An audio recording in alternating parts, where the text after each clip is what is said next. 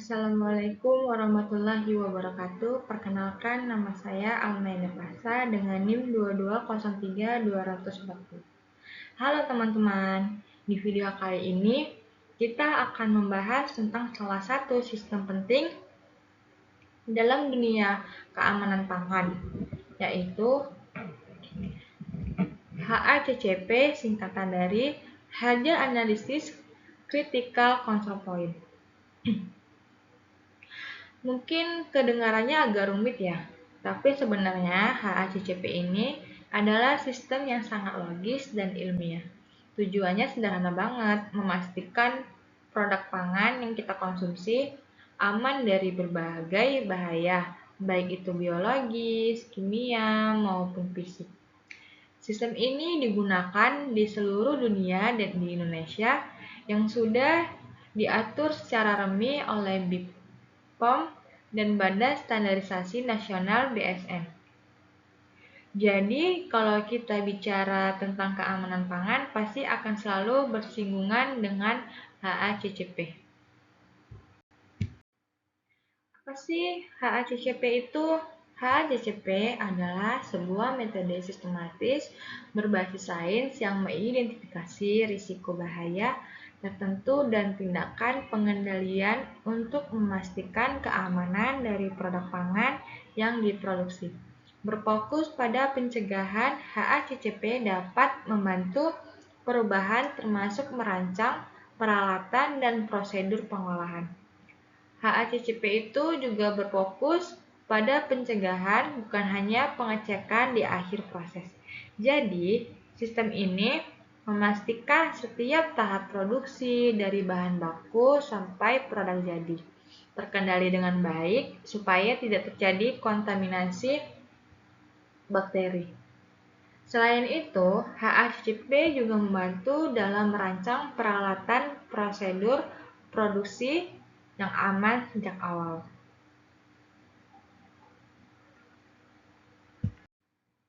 Berikutnya, HACCP di Indonesia. Di Indonesia, penerapan HACCP diatur dalam berbagai regulasi seperti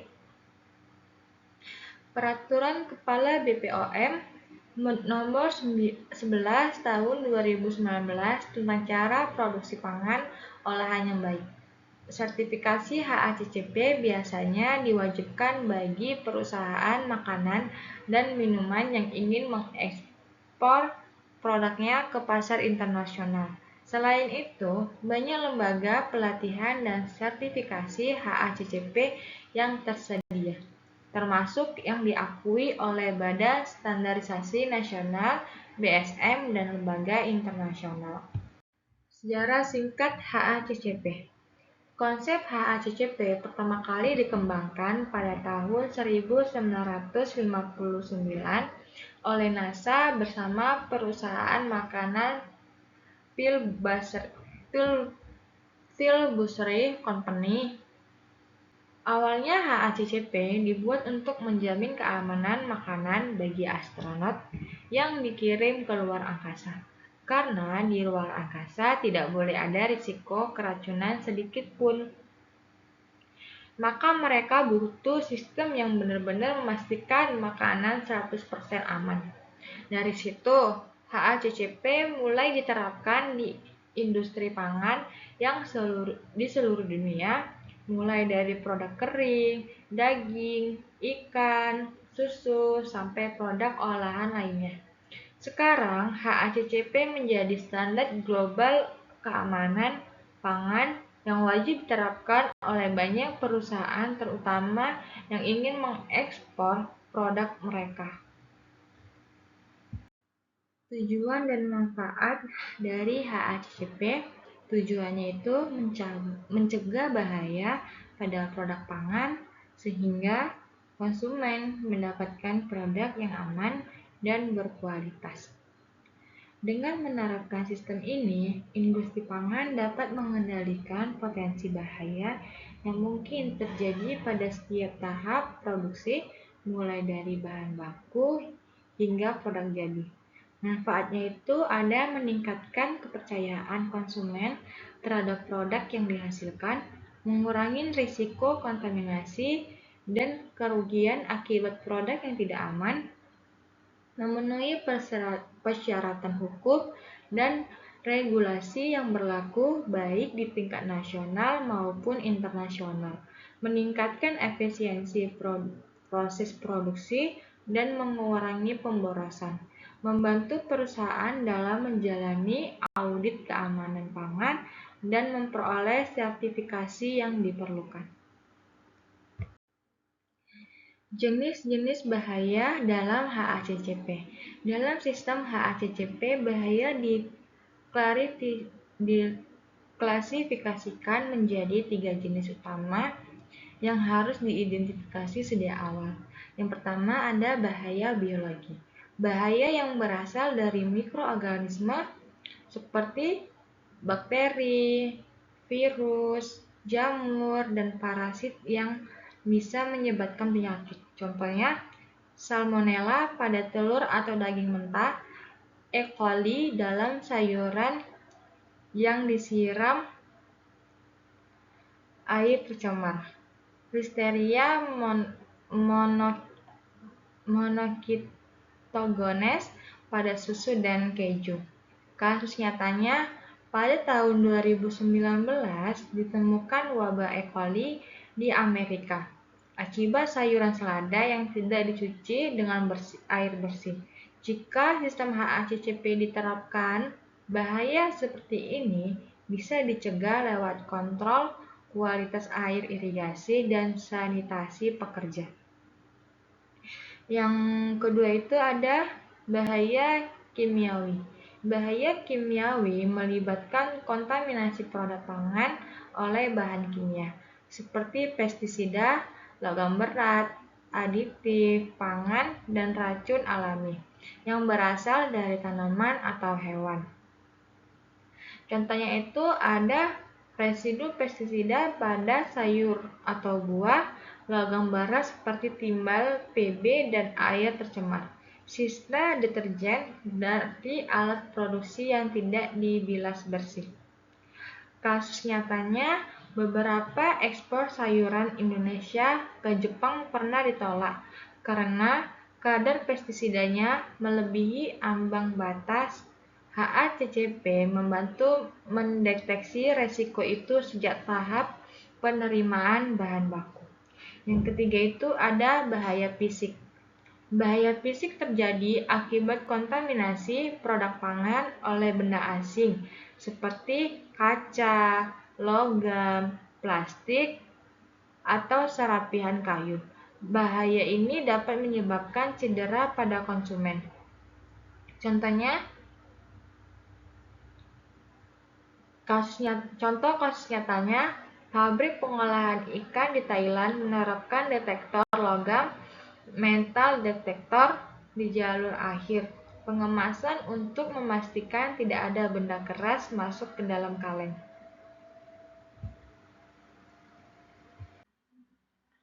Baik, berikutnya ada batas kritis atau critical limits.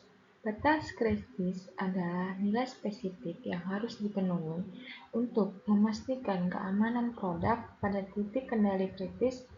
Batas kritis mungkin mencakup suhu, waktu, kelembaban, atau tingkat keasaman pH. Kalau nilai ini dilampaui atau tidak tercapai, artinya sistem sudah keluar dari kontrol dan makanan bisa mengandung bahaya yang berpotensi membahayakan kesehatan konsumen. Jadi, sederhananya, batas kritis garis pemisah antara produk aman dan produk beresiko. Dari batas kritis sendiri ini memiliki fungsi utama, yaitu sebagai patokan keamanan pangan, sebagai alat ukur objektif apakah proses masih aman, sebagai dasar untuk tindakan korektif kalau hasil pengawasan menyimpang, untuk membantu petugas HACCP mengambil keputusan cepat saat produksi. Batas kritis memiliki kriteria penentuan batas kritis. Penentuan batas kritis harus berdasarkan data ilmiah, standar nasional atau internasional seperti NSI, Codex Alimentarius, FDA, atau hasil penelitian laboratorium. Biasanya melibatkan pengukuran suhu, waktu, pH, aktivitas air, kadar klorin, kadar mikroba, atau pengujian sensorik visual. Contoh batas kritis pada berbagai produk. Mari kita bahas contoh nyata di beberapa jenis produk pangan biar kamu lebih paham gimana batas kritis diterapkan dalam praktik. Dalam produk susu atau pasteurisasi, titik kendali kritis, proses pemanasan, filterisasi, bahaya bakteri Listeria monocytogenes, Salmonella, dan E. coli. Batas kritisnya itu suhu minimal 72 derajat Celcius selama 15 detik, high temperature short time atau HTST. Jika suhu turun di bawah 72 derajat Celcius, produk harus dipanaskan ulang atau ditolak. Tujuan batas ini untuk memastikan semua bakteri patogen mati tanpa merusak rasa atau nutrisi susu. Produk daging Batas kritis di produk daging ayam. Titik kendali kritis tahap pemasakan. Bahayanya itu ada Salmonella dan Campylobacter. Batas kritisnya suhu bagian dalam daging minimal 75 derajat Celcius selama 15 detik. Tidak boleh ada bagian daging yang masih berwarna merah muda. Jika suhu pemasakan kurang dari 75 derajat Celcius, bakteri patogen masih bisa hidup dan menyebabkan keracunan makanan. Dalam produk ikan dan hasil laut, tahap pembukuan dan penyimpanan. Bahayanya pertumbuhan bakteri Clostridium botulinum dan Fibro SPP. Batas kritisnya ada suhu penyimpanan maksimal 18 derajat Celcius. Waktu antara penangkapan dan pembukuan tidak boleh lebih dari 6 jam. Suhu ini mencegah pertumbuhan bakteri dan mempertahankan kualitas protein ikan. Batas kritis pada sayuran. Titik kendali kritis ada di pencucian dengan air dan disinfektan. Bahayanya kontaminasi E. coli atau residu pestisida. Batas kritisnya konsentrasi klorin dalam air pencuci 50-200 ppm, pH air pencucian 6,5-7,5, waktu perendaman 1-2 menit maksimalnya. Kalau kadar klorin terlalu rendah, mikroba tidak mati. Kalau terlalu tinggi, bisa meninggalkan residu kimia berbahaya pada sayuran. Batas kritis pada produk roti atau olahan tepung. Titik kendali kritis tahap pemanggangan. Bahayanya mikroba dan jamur dari fermentasi tidak sempurna. Batas kritisnya ada di suhu oven minimal 180 derajat Celcius selama 15 menit. Kelembaban air di roti maksimal 12%. Kelembapan terlalu tinggi memicu pertumbuhan jamur dan memperpendek umur simpan produk. Batas kritis pada produk saus tomat atau olahan asam. Titik kendali krisisnya ada tahap pemasakan dan penyesuaian pH. Bahayanya pertumbuhan Clostridium botulinum, bakteri penyebab racun botulinum. Batas kritisnya ada pH produk akhir maksimal 4,2, suhu pemanasan minimal 90 derajat Celcius selama 10 menit. pH rendah dan suhu tinggi mencegah pembentukan toksin berbahaya dari bakteri anaerob. Batas kritis pada produk minuman botol. Titik kendali kritisnya ada di sterilisasi dan pengisian. Bahayanya kontaminasi mikroba dari udara atau alat pengisi. Batas kritisnya suhu sterilisasi minimal 121 derajat Celcius selama 15 menit atau autoclave. Tekanan 1,1 atm. Area pengisian harus steril dan tertutup. Proses ini memastikan semua mikroorganisme mati sebelum botol disegel.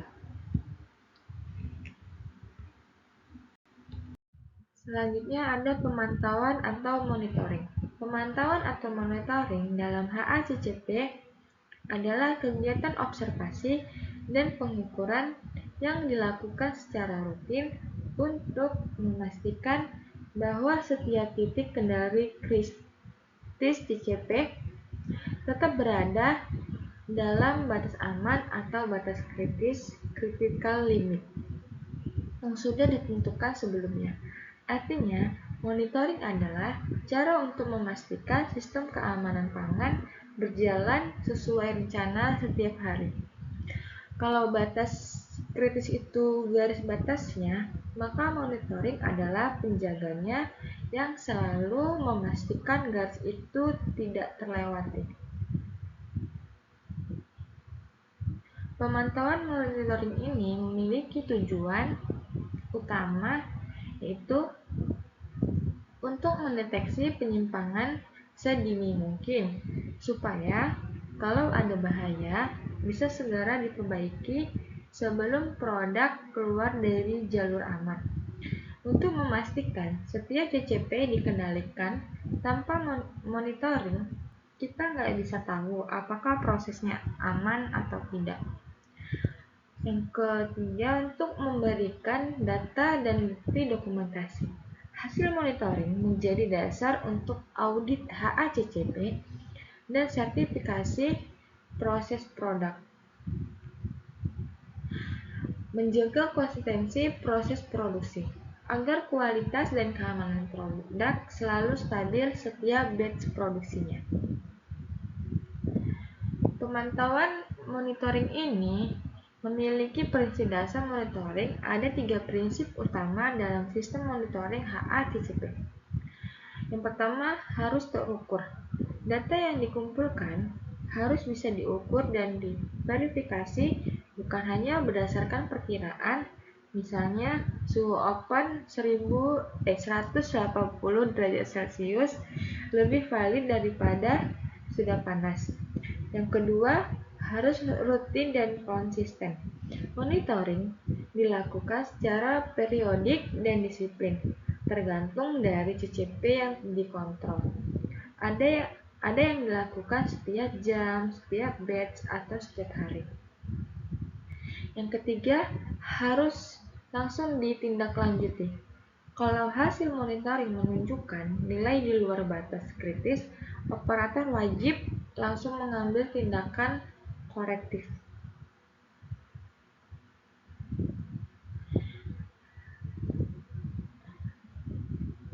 Pemantauan ini memiliki jenis monitoring dalam HACCP. Monitoring bisa dilakukan dengan 2 cara utama, yaitu monitoring pengukuran. Pengambilan data yang bersifat kuantitatif dan terukur. Contohnya, mengukur suhu pasteurisasi susu, mengukur pH saus tomat, mengukur kadar klorin pada air pencuci, mengukur suhu freezer penyimpanan ikan. Contoh nyatanya ada di operator pabrik susu, setiap 15 menit mencatat suhu pasteurisasi pada lembar log. Jika suhu turun di bawah 72 derajat Celcius, proses langsung dihentikan dan batch diperiksa ulang. Berikutnya ada monitoring observasional, yaitu pemantauan yang dilakukan secara visual atau melalui pengamatan langsung. Contohnya, memeriksa apakah pekerja memakai sarung tangan dan masker, memastikan area pengisian botol bersih, melihat apakah ada kontaminasi benda asing, memeriksa warna dan tekstur produk selama proses.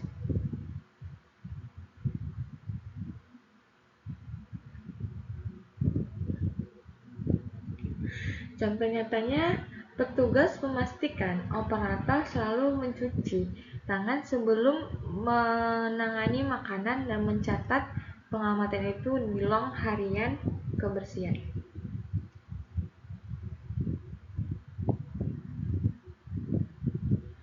Elemen-elemen monitoring. Sistem monitoring HACCP yang baik biasanya mencakup 5 komponen utama. Yang pertama, elemen apa yang dipantau? Yang dipantau parameter yang dikontrol seperti suhu, waktu, pH, kelembapan, kadar klorin, dan lain-lain. Elemen yang kedua, bagaimana sih cara memantaunya? Cara memantaunya menggunakan alat ukur, sensor otomatis, atau observasi visual. Yang ketiga itu, kapan monitoring dilakukan? Monitoring dilakukan menentukan frekuensi setiap batch, setiap jam, dan setiap hari. Siapa sih yang memantau? Yang memantau petugas produksi, operator, atau tim HACCP.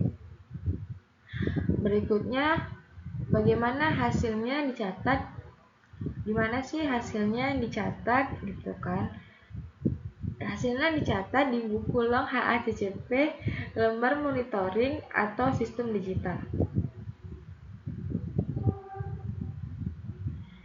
Contoh nyata monitoring di industri pangan, yaitu ada di industri susu pasteurisasi. Parameternya suhu pemanasan batas krisisnya lebih besar dari 72 derajat Celcius selama 15 detik. Cara monitoringnya sensor suhu otomatis dan catatan komputer. Frekuensinya yang digunakan setiap 10 menit. Tindakannya, jika suhu turun, hentikan produksi ulang pasteurisasi. Baik, ada tindakan koreksi atau corrective action. Tindakan korektif atau corrective action adalah langkah yang harus segera dilakukan ketika hasil pemantauan monitoring menunjukkan bahwa titik kendali kritis CCP tidak berada dalam batas kritis yang telah ditetapkan. Artinya, proses produksi sudah keluar dari zona aman dan produk berpotensi tidak layak konsumsi, jadi harus ada tindakan cepat untuk memperbaikinya agar tidak menimbulkan bahaya bagi konsumen. Jadi, tindakan korektif itu ibarat pemadam kebakaran dalam sistem HACCP. Saat ada penyimpangan kecil, dia harus langsung bertindak sebelum masalah besar. Tujuan dari tindakan korektif ini untuk mengembalikan proses ke kondisi aman secepat mungkin agar titik kendali kritis CCP kembali sesuai batas kritisnya. Mencegah produk beresiko sampai ke konsumen. Produk yang dihasilkan saat penyimpangan terjadi harus dievaluasi atau ditarik untuk menentukan akar penyebab masalah, agar kejadian yang sama tidak terulang di masa depan. Untuk mencatat seluruh kejadian sebagai bahan evaluasi dan audit. Kapan sih tindakan korektif harus dilakukan? Tindakan korektif harus langsung dilakukan jika hasil monitoring menunjukkan nilai di luar batas kritis, alat ukur rusak, atau data monitoring tidak valid, kondisi lingkungan produksi tidak memenuhi syarat, misalnya suhu ruang naik drastis, ditemukan produk yang sudah berkontaminasi fisik, kimia, atau biologis. Contohnya, jika suhu Pasteurisasi susu turun dari 72 derajat Celcius menjadi 68 derajat Celcius selama 10 menit. Operator tidak boleh lanjut produksi tapi harus menghentikan proses dan melakukan tindakan korektif sesuai prosedur. Prinsip umum dalam menjalankan tindakan korektif ini ada 4 langkah besar dalam setiap tindakan korektif yang baik. Yang pertama itu ada identifikasi masalah. Temukan penyimpangan yang terjadi dan di titik mana CCP tidak memenuhi batas kritis. Contohnya, suhu oven hanya 160 derajat Celcius, padahal batas kritisnya itu ada 180 derajat Celcius. Yang kedua itu ada mengisolasi produk. Pisahkan semua produk yang dihasilkan selama periode penyimpangan agar tidak tercampur dengan produk aman. Contohnya, produk batch dari jam 8 sampai jam 9 disimpan di ruang karantina dengan label tahan sampai menunggu evaluasi. Yang ketiga, ada perbaikan proses. Segera perbaiki kondisi penyebab penyimpangan, misalnya menaikkan suhu, mengganti air pencuci, memperbaiki sensor suhu, atau menambah waktu pemanasan. Yang keempat, ada evaluasi dan dokumentasi. Catat seluruh kejadian, tindakan yang diambil, hasil pemeriksaan ulang, serta rekomendasi agar tidak terulang. Berikut contoh tindakan dari korektif di berbagai jenis produk. Biar lebih jelas, mari kita bahas beberapa contoh penerapan tindakan korektif nyata di industri pangan dan di hasil pertanian. Pertama itu ada di industri susu atau pasteurisasi. Masalahnya, suhu pasteurisasi turun ke 70 derajat Celcius. Batas kritisnya kan dia lebih besar dari 72 derajat Celcius. Tindakan korektif yang dilakukan, hentikan produksi, panaskan ulang susu sehingga suhu aman, uji mikrobiologi ulang pada sampel produk, catat kejadian di log korektif, dan beri tanda pada batch tersebut. Tujuannya untuk mencegah susu tidak matang sempurna dan membunuh bakteri patogen. Kalau di hasil pertanian, pencucian sayur segar, masalahnya ada di kadar klorin air pencuci turun dari 50 ppm ke 20 ppm. Tindakan korektif yang mereka lakukan, segera hentikan pencucian, tambahkan disinfektan hingga kadar kembali ke 50-200 ppm. Cuci ulang sayuran yang sudah terlanjur dicuci dengan air yang tidak sesuai. Catat hasil koreksi di log HACCP. Tujuannya, pastikan air pencucian efektif membunuh mikroba tanpa meninggalkan residu. Dokumentasi tindakan korektif. Semua tindakan korektif wajib dicatat secara rinci dan terverifikasi. Catatan ini akan menjadi bukti audit bahwa perusahaan atau petani mematuhi prinsip HACCP. Evaluasi dan pencegahan jangka panjang. Setelah tindakan korektif dilakukan, tim HACCP harus mengevaluasi penyebab akar masalah atau root cause analysis. Tujuannya agar kejadian yang sama tidak terulang lagi. Langkah-langkah pencegahannya, yang pertama, ganti alat rusak atau kalibrasi ulang. Yang kedua, latih operator agar lebih teliti dalam pemantauan. Yang ketiga, revisi SOP jika diperlukan. Yang keempat, tambah frekuensi monitoring di titik yang bermasalah. Contohnya, setelah sering terjadi suhu pasteurisasi turun, perusahaan akhirnya mengganti sensor suhu otomatis. dan membuat alarm digital supaya operator bisa cepat merespon. Kesimpulan dari tindakan korektif HACCP, tindakan korektif adalah bukti nyata tanggung jawab dalam menjaga keamanan pangan. Ia memastikan bahwa setiap penyimpangan tidak diabaikan, tetapi ditangani cepat, tepat, dan tuntas. Melalui sistem koreksi yang disiplin, HACCP tidak hanya mencegah bahaya, tapi juga membangun budaya kerja yang aman, bersih, dan profesional.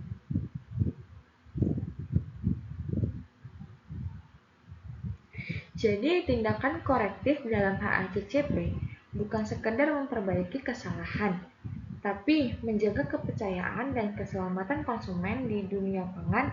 Satu penyimpangan kecil bisa berakibat besar, tapi dengan sistem korektif yang baik, setiap masalah bisa menjadi pelajaran untuk menjadi lebih baik. HACCP mengajarkan kita untuk menunggu masalah datang. HACCP mengajarkan kita untuk tidak menunggu masalah datang, tapi selalu siap bertindak ketika ada tanda bahaya. Berikutnya ada titik kendali kritis atau critical control point.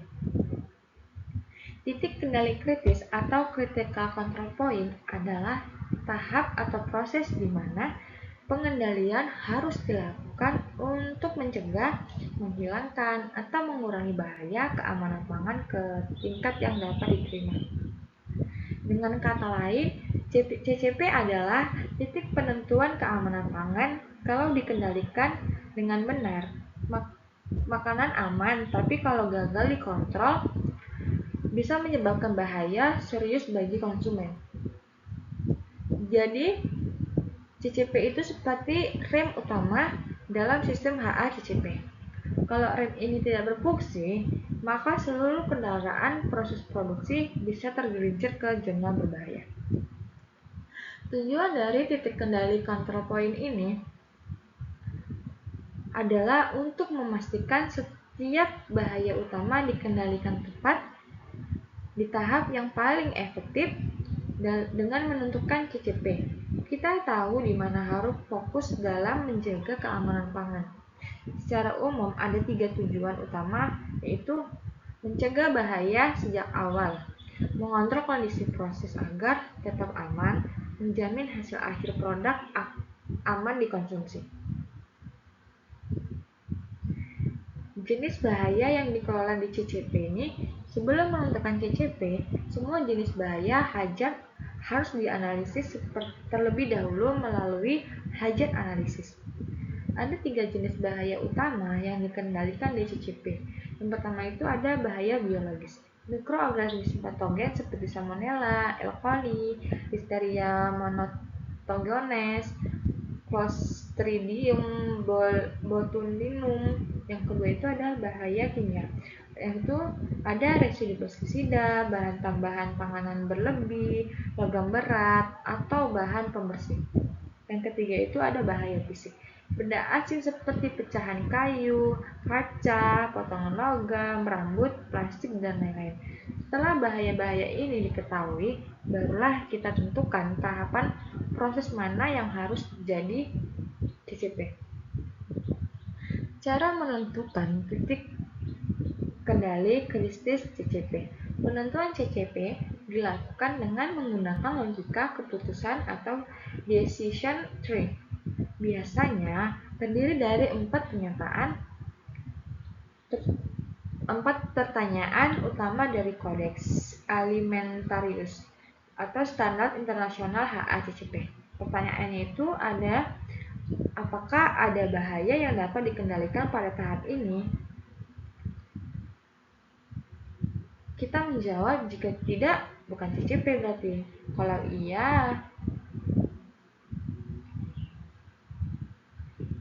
apakah langkah ini dimaksud secara khusus untuk menghilangkan bahaya atau menurunkan ke tingkat aman?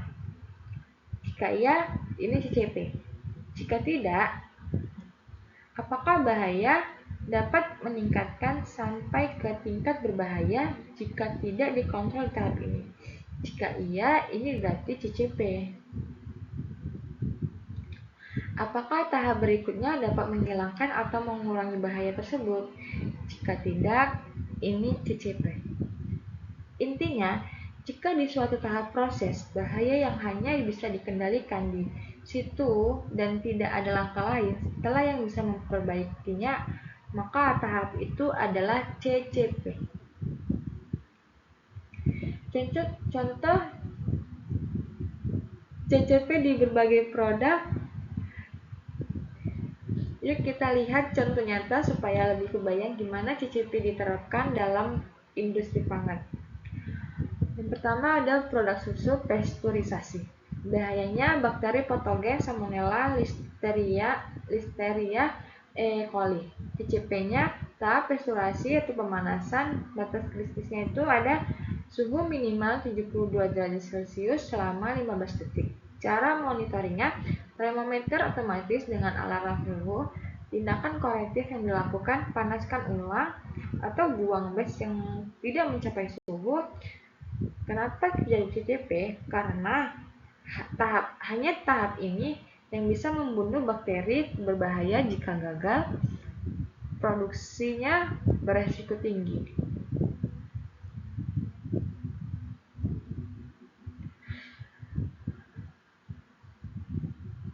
Hal yang perlu diperhatikan dalam pengendalian HACCP. Pengendalian CCP. Yang pertama, gunakan alat ukur yang terkalibrasi karena akurasi data sangat penting. Yang kedua, latih operator dengan baik. Mereka harus paham cara membaca hasil dan bertindak cepat jika ada penyimpangan. Catat semua hasil monitoring CCP karena semua data ini akan menjadi bukti audit HACCP dan dasar perbaikan proses. Gunakan sistem alarm atau indikator otomatis supaya penyimpangan cepat terdeteksi dan tidak terlewatkan. Kesimpulan dari titik kendali kritis HACCP, titik kendali kritis adalah titik paling vital dalam sistem HACCP. Tempat di mana keamanan pangan benar-benar dijaga. Setiap CCP, pengawasan harus ketat, pengukuran harus akurat, dan tindakan harus cepat. Karena satu CCP yang gagal bisa membuat seluruh produk beresiko bagi kesehatan konsumen. Dengan memahami dan mengendalikan setiap CCP, kita memastikan bahwa produk pangan yang dihasilkan bukan hanya berkualitas, tapi juga aman dan layak untuk semua orang. Jadi, titik kendali kritis atau CCP dalam HACCP adalah kunci utama dalam menjaga keamanan pangan. Setiap tahap penting mulai dari pemasakan, pendinginan, sampai pengemasan harus dikontrol dengan disiplin. HACCP mengajarkan kita bahwa keamanan pangan bukan kebetulan, tapi hasil dari sistem yang dijaga dengan teliti setiap hari. Karena satu titik kendali yang lalai bisa mengubah produk aman menjadi sumber bahaya. Berikutnya ada validasi dalam sistem HACCP. Validasi adalah proses pengumpulan dan evaluasi bukti ilmiah untuk memastikan bahwa elemen-elemen dalam rencana HACCP mampu secara efektif mengendalikan bahaya pangan yang diidentifikasi. Dengan kata lain, validasi menjawab pertanyaan: apakah sistem HACCP yang kita buat benar-benar bisa mencegah bahaya pangan sesuai yang direncanakan? Validasi dilakukan sebelum sistem HACCP diterapkan sepenuhnya atau setiap kali ada perubahan besar pada proses produksi. Tujuan validasi HACCP ini adalah memastikan bahwa setiap titik kendali kritis CCP benar-benar mampu mengendalikan bahaya yang diidentifikasi. Batas kritis atau critical limit yang ditetapkan sudah sesuai dengan dasar ilmiah dan praktik terbaik. Prosedur monitoring dan korektif bisa berjalan dengan efektif di lapangan. Sistem HACCP yang disusun bukan sekadar dokumen, tapi efektif secara nyata. Intinya, validasi memastikan bahwa HACCP kita bukan hanya bagus di atas kertas, tapi juga bekerja dengan baik di dunia nyata. Kapan sih validasi ini dilakukan? Validasi ini dilakukan pada beberapa kondisi saat sistem HACCP pertama kali disusun. Sebelum diterapkan di lapangan, semua langkah dan materi kritis harus divalidasi. Saat ada perubahan signifikan dalam proses, misalnya perubahan pada bahan baku atau pemasok, penggantian alat produksi, perubahan suhu, waktu atau metode, pengolahan, perubahan formula produk, perubahan layout pabrik.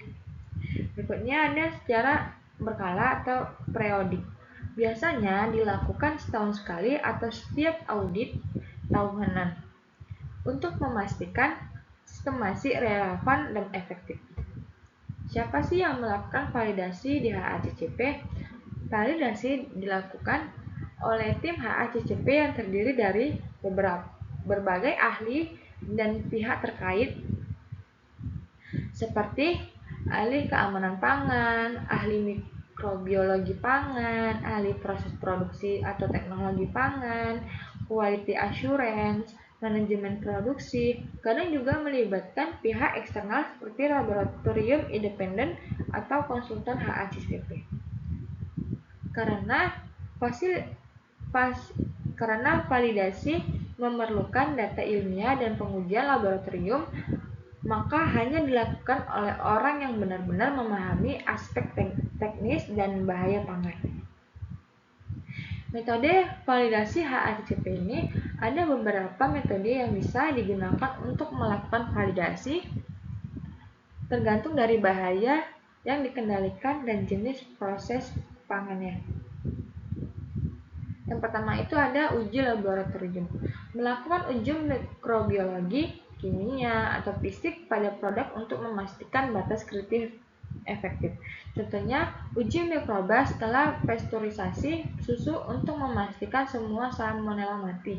Uji residu pestisida pada sayur setelah pencucian dengan air berklorin.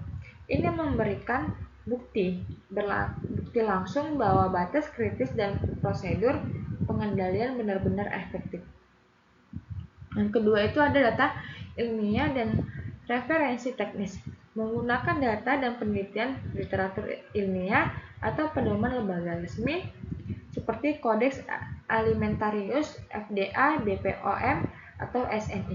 Contohnya menetapkan batas suhu pasteurisasi 72 derajat Celcius selama 15 detik berdasarkan data ilmiah bahwa suhu ini efektif membunuh Listeria monocytogenes. Yang ketiga itu ada uji proses validasi. Melakukan simulasi langsung di lini produksi untuk membuktikan bahwa proses pengendalian bekerja sesuai rencana. Contohnya, menjalankan percobaan pemasakan ayam dan mengukur suhu internal di beberapa titik daging untuk memastikan suhu minimal 75 derajat Celcius tercapai merata. Yang keempat ada observasi lapangan. Melihat langsung bagaimana operator menjalankan prosedur HACCP di lapangan. Apakah alat kalibrasinya berfungsi? Apakah batas kritisnya dijaga dengan benar? Apakah prosedur monitoring dilakukan tepat waktu? Validasi tidak hanya tentang angka, tapi juga tentang kedisiplinan dan konsistensi pelaksanaan.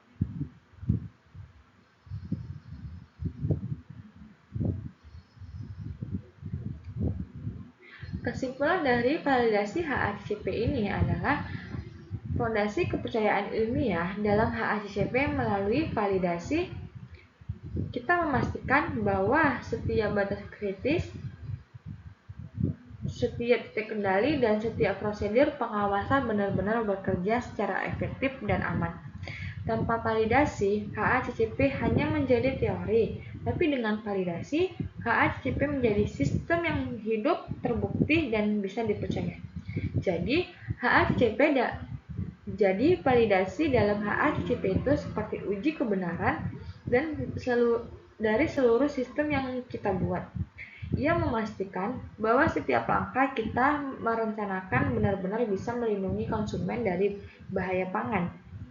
Validasi mengubah rencana menjadi jaminan nyata bahwa produk kita bukan hanya enak tapi juga aman dan terpercaya.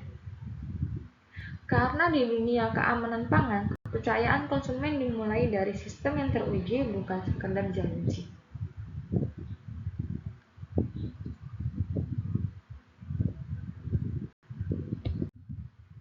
Berikutnya ada 7 prinsip utama HACCP. Yang pertama itu ada apa itu mengidentifikasi semua potensi bahaya biologis, kimia, fisik yang terjadi di setiap tahap proses produksi dari bahan baku sampai produk jadi. Langkah implementasinya, yang pertama susun diagram alir proses seperti flowchart lengkap. Untuk tiap langkah di flowchart, tanyakan, apa bahaya yang mungkin terjadi di sini? Nilai seberapa serius sih dan seberapa besar sih kemungkinan terjadi? Prioritaskan bahaya yang beresiko tinggi, masukkan ke HACCP plan. Contoh nyatanya ada pada pengelolaan susu bahaya biologis, yaitu ada listeria, salmonella, kimianya ada residu pembersih, fisiknya ada serpihan logam. Pada sayuran segar, bahaya biologisnya E. coli dari air irigasi, kimianya ada residu pestisida, fisiknya ada batu kecil. Indikator monitoring awal, jumlah temuan mikroba pada bahan baku, catatan pemasok, hasil infeksi visual, catatan riwayat bahan baku. Yang kedua itu tentukan tahap produksi yang dikendalikan untuk menghilangkan atau mengurangi bahaya. Mengidentifikasi titik-titik dalam proses produksi di mana pengendalian dapat diterapkan untuk menghilangkan atau mengurangi bahaya ke tingkat yang dapat diterima. Tahapan ini melibatkan penentuan titik kendali kritis CCP yang harus diawasi dan dikendalikan dengan baik. Yang ketiga ada tetapkan batas kritis untuk CCP. Menentukan batas kritis yang harus dipenuhi dengan setiap CCP untuk memastikan keamanan produk pangan. Batas kritis ini berfungsi sebagai pedoman untuk memonitor dan mengendalikan proses produksi. Yang keempat ini ada tetapkan sistem pemantauan pengendalian atau monitoring CCP.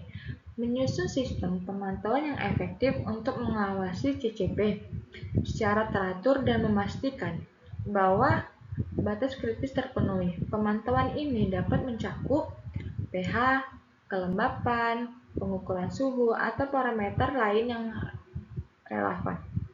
Yang kelima ini ada tetapkan tindakan perbaikan jika CCP tidak terkendali.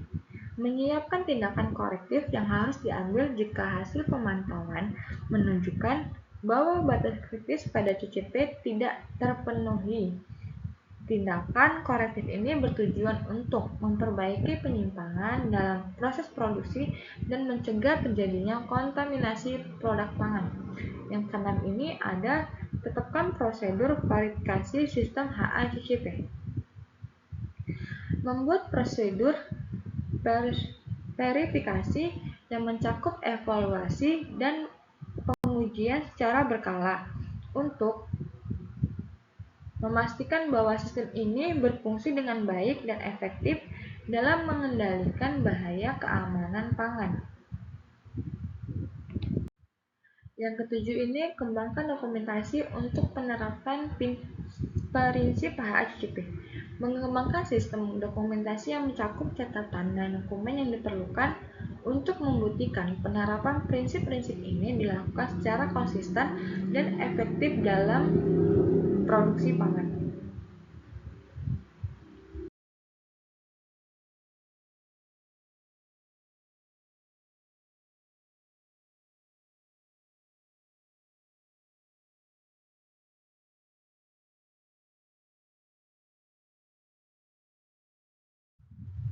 Berikutnya ada 12 langkah penerapan. Sebelum sebuah sistem HACCP bisa berjalan, kita harus melewati Tahapan perencanaan yang runtun. Langkah-langkah ini disusun oleh Codex Alimentarius Commission dan menjadi standar internasional untuk membangun sistem keamanan pangan yang kuat. Tujuan sederhananya agar setiap proses produksi pangan bisa dikontrol, dianalisis, dan dijaga dari awal sampai produk siap dikonsumsi. Langkah pertamanya, pembentukan tim HACCP. Membentuk tim HACCP yang terdiri dari orang-orang berkompeten di bidangnya. Tim ini harus memiliki pengetahuan teknis dan pengalaman tentang produk, proses produksi, dan potensi bahaya pangan. Anggota tim biasanya ada manajer produksi, quality assurance, teknis proses, ahli mikrobiologi, petugas sanitasi, dan bila perlu, konsultan atau pihak eksternal. Kenapa penting? Sistem HACCP tidak bisa dijalankan satu orang saja. Dibutuhkan kolaborasi antar bagian agar setiap tahap pengendalian bisa terpantau dan terdokumentasi dengan baik. Langkah keduanya, deskripsi produk. Langkah kedua adalah menyusun deskripsi produk secara detail. Deskripsi produk meliputi nama produk, jenisnya ada cair, padat, fermentasi, dan lain-lain, komposisi bahan baku, proses pengolahan, metode pengemasan, kondisi penyimpanan umur simpan, cara distribusi dan penyajian produk. Contohnya, produk susu, pasteurisasi, bahan bakunya susu sapi segar, pengolahannya pasteurisasi 72 derajat Celcius selama 15 detik, pengemasan botol plastik 1 liter, penyimpanannya suhu dingin lebih kecil dari 5 derajat Celcius, umur simpannya ada 7 hari. Kenapa sih pentingnya? Deskripsi ini jadi dasar untuk menentukan jenis bahaya dan langkah pengendalian yang sesuai di tahapan berikutnya. Langkah ketiganya ini menentukan tujuan penggunaan produk. Langkah ketiga adalah menentukan bagaimana produk akan digunakan oleh konsumen. Apakah akan dimakan langsung, atau dimasak lagi, atau diolah lebih lanjut. Contohnya, susu pasteurisasi bisa dikonsumsi langsung, daging beku itu perlu dimasak dahulu, saus botol langsung siap pakai. Kenapa penting? Jenis penggunaan menentukan tingkat risiko. Produk yang dikonsumsi langsung harus memiliki pengendalian bahaya lebih ketat dibandingkan produk yang masih akan dimasak. Langkah keempat itu menyusun diagram alir proses atau flow diagram. Langkah keempat adalah membuat diagram alir seluruh proses produksi dari penerimaan bahan baku hingga produk jadi. Diagram ini harus jelas dan menggambarkan semua tahap seperti penerimaan bahan baku, pencucian, pengolahan, pemotongan, pemasakan, pendinginan, pengemasan, penyimpanan, distribusi. Kenapa penting? Diagram ini akan menjadi peta utama untuk melakukan analisis bahaya yang menentukan titik kendali kritis CCP. Langkah kelima, verifikasi diagram alir. Setelah diagram alir disusun, langkah selanjutnya adalah memverifikasi diagram tersebut langsung di lapangan.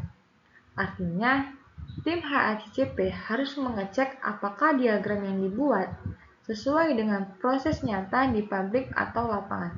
Caranya, amati alur kerja sebenarnya, pastikan tidak ada tahap yang terlewatkan, misalnya tahap pendinginan cepat. Revisi diagram bila ditemukan perbedaan. Kenapa penting dalam tahapan ini? Kesalahan kecil dalam diagram bisa membuat analisis bahaya jadi tidak akurat, maka verifikasi wajib dilakukan. Sebelum ke prinsip-prinsip HACCP. Langkah keenam, melakukan analisis bahaya. Prinsip 1 HACCP. Langkah keenam ini adalah penerapan prinsip utama HACCP, yaitu analisis bahaya. Tim HACCP harus mengidentifikasi semua potensi bahaya yang bisa muncul di setiap tahapan proses. Yang pertama itu ada bahaya biologis, seperti bakteri, virus, jamur, bahaya kimianya seperti residu pestisida, logam berat, dan pembersih. Bahaya fisiknya, serpihan kaca, logam, rambut, dan plastik. Lalu nilainya, tingkat keparahan, dan kemungkinan terjadi. Kenapa penting dalam tahapan ini? Analisis ini jadi dasar seluruh sistem HACCP. Dari sinilah kita tahu titik mana yang beresiko dan butuh pengendalian ketat.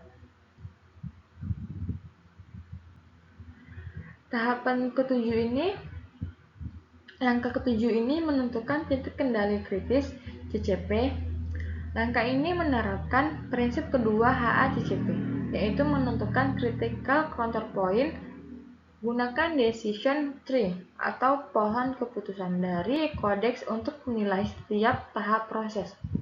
Apakah bahaya bisa dikendalikan di tahap ini?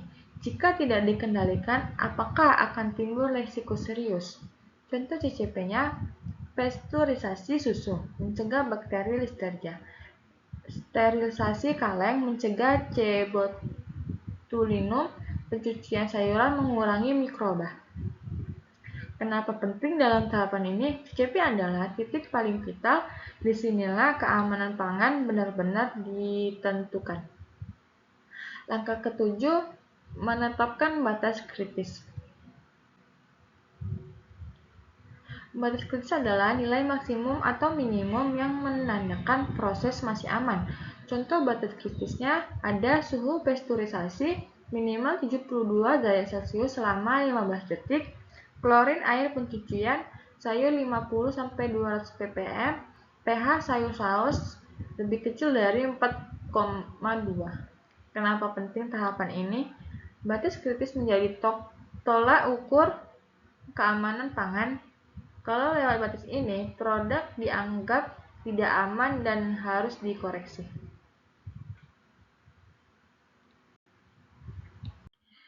Yang ke-9 itu ada validasi sistem HACCP. Memvalidasi sistem ini dengan menguji dan mengevaluasi hasil penerapan prinsip-prinsip utama dalam proses produksi. Yang ke-10 ada kembangkan sistem dokumentasi dan rekaman. Membuat sistem dokumentasi yang meliputi rekaman dan dokumen yang diperlukan untuk membuktikan bahwa penerapan prinsip-prinsip sistem tersebut dilakukan secara konsisten dan efektif. Yang ke-11 ada tinjau dan perbarui sistem HACCP secara berkala. Melakukan tinjauan dan perbaruan sistem ini secara berkala untuk memastikan bahwa sistem ini tetap relevan dan efektif dalam mengendalikan bahaya keamanan pangan. Yang ke-12, melakukan pelatihan dan edukasi bagi karyawan. Memberi pelatihan dan edukasi kepada setiap karyawan yang terlibat dalam proses produksi pangan mengenai prinsip-prinsip sistem dan peran mereka dalam menjaga keamanan pangan.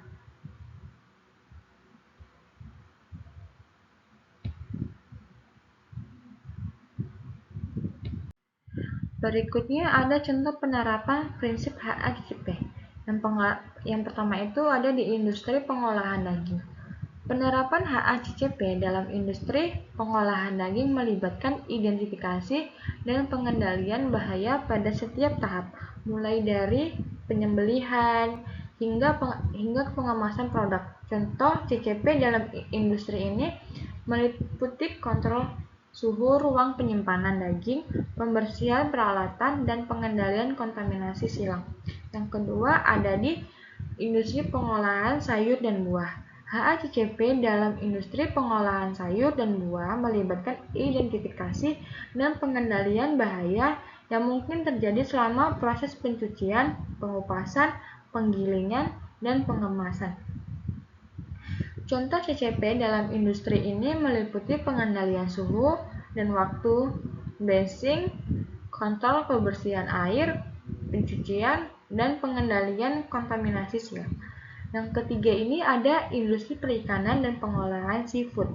Dalam industri perikanan dan pengolahan seafood, HACCP diaplikasikan untuk mengendalikan bahaya mikrobiologis, kimia, dan fisik yang mungkin terjadi selama proses pengolahan, penyimpanan, dan distribusi produk.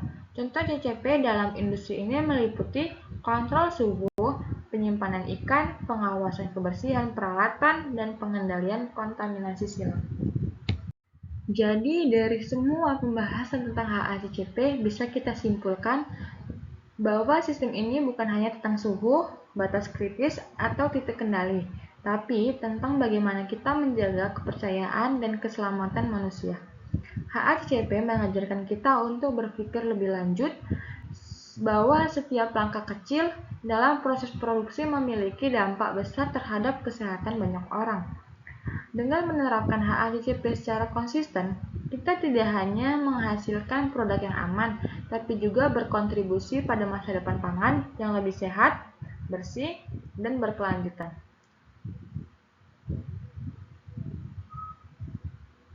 Baik, penjelasan dari saya tentang materi HACCP. Bila saya ada penyampaian salah, saya mohon maaf. Saya akhiri. Billahi taufiq walhidayah. Assalamualaikum warahmatullahi wabarakatuh. Terima kasih sudah menonton. Bye-bye.